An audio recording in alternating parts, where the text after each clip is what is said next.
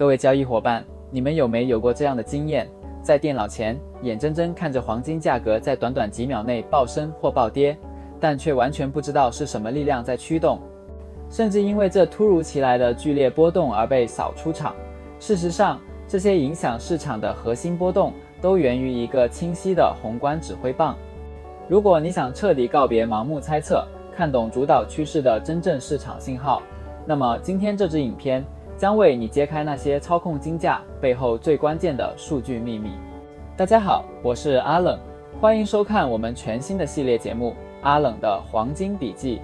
在这个系列中，我们将会用最简单、最易懂的方式，在 YouTube 上手把手教大家如何掌握黄金差价合约 CFD 的交易技巧。我们承诺将会每逢星期二准时为大家带来一集深入浅出的教学。如果你正打算进入黄金市场，或者想要你的交易知识更系统化、更扎实，那么这个系列就是为你量身定做的。如果你觉得我们的教学对你有帮助，请动动手指订阅我们的频道，这将是我们持续制作优质内容的最大动力。欢迎来到今天的核心课程，我们将探讨究竟哪些新闻数据会对金价产生最显著的影响。在深入具体指标之前，各位必须先建立一个核心的宏观观念：黄金通常是以美元计价的，这决定了黄金与美元之间存在着著名的跷跷板关系。简单来说，当美元走强，金价通常会承受压力而下跌；反之，当美元走弱，金价则往往会获得支撑而上涨。因此，我们所有关注的焦点，其实就是那些能够左右美元强弱的美国核心经济数据。对全球金融市场影响力最大的，无疑是美国联邦储备系统 Fed 的利率决议。美联储相当于美国的中央银行，其辖下的联邦公开市场委员会 FOMC 每年会举行8次会议。市场关注的焦点始终是升息、降息，基势维持利率不变。升息或者可以称为加息，代表当经济过热、或通或膨胀高企时，美联储会升息。升息代表美国经济强劲，利好美元资产，资金回流美国，因此金价通常会下跌。降息或维持低利率，代表当经济衰退或需要刺激时，美联储会降息或推行量化宽松、印钞，这会增加市场流动性，稀释美元价值，导致美元走弱，金价则会因此获得上涨的动力。简而言之，美联储采取的鹰派收紧政策，缩表、升息，将使美元回流并变强，黄金容易下跌；弱采鸽派、宽松政策，黄金则将获得上涨动能。紧接着，我们必须关注反映美国经济体制的就业数据。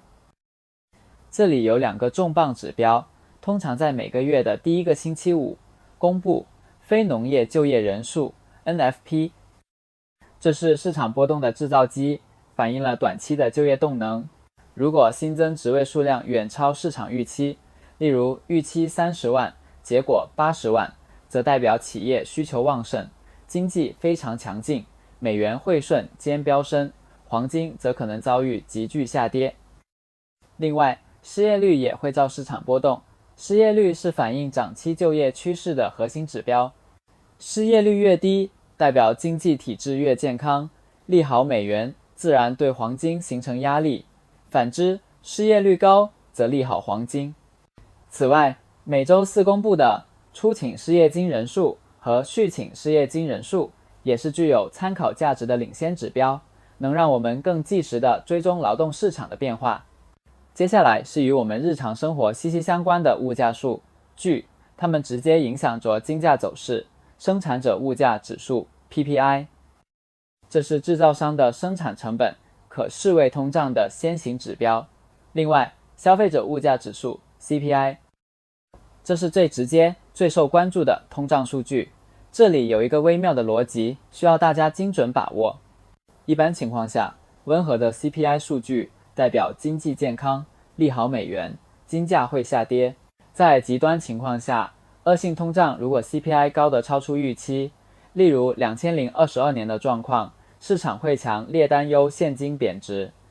转而寻求黄金作为抗通胀的避险资产。在这种时候，高通胀反而会强势推升金价。此外，美联储在制定政策时，还会特别看重核心 CPI， 扣除食品和能源，以及 PCE 个人消费支出，这些都是我们必须留意的数据。除了上述的核心数据，我们还需观察反映宏观基本面的指标，例如 ISM 制造业指数或 PMI 采购经理人指数。这些数据若高于50，代表制造业扩张，对美元有利，反之则代表经济萎缩。它们虽然影响力不如非农或 CPI 剧烈，但仍能反映经济的基本面。最后，我们绝对不能忽视的是地缘政治因素。无论是战争，如俄乌冲突、疫情，还是恐怖攻击，只要世界局势动荡不安，恐慌情绪就会让资金大规模涌入黄金等避险资产。在这种乱世情况下，所有的经济数据可能都会暂时失效，乱世买黄金会成为市场的主旋律。了解这些数据后，我们应如何制定交易策略？我们必须记住，数据公布时市场的反应可能极度剧烈。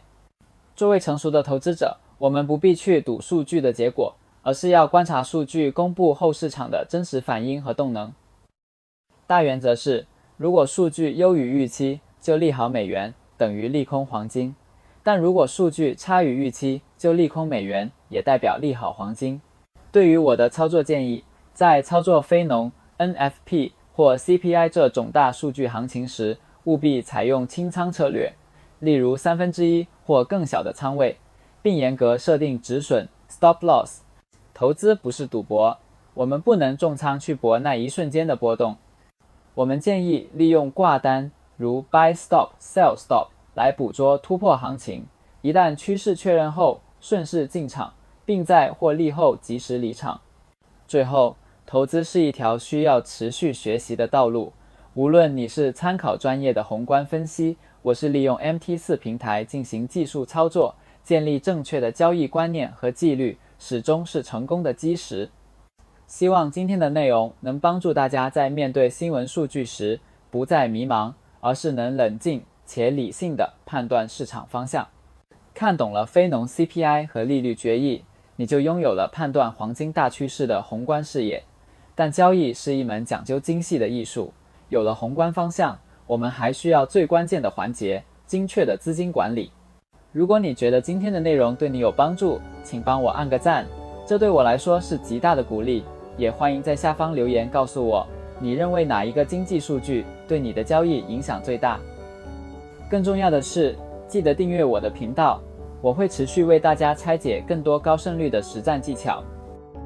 下一支影片，我们将聚焦于钱怎么算，从最小仓位到风险比例，教你一套严谨的资金管理方法。我是阿冷，我们下一支影片见。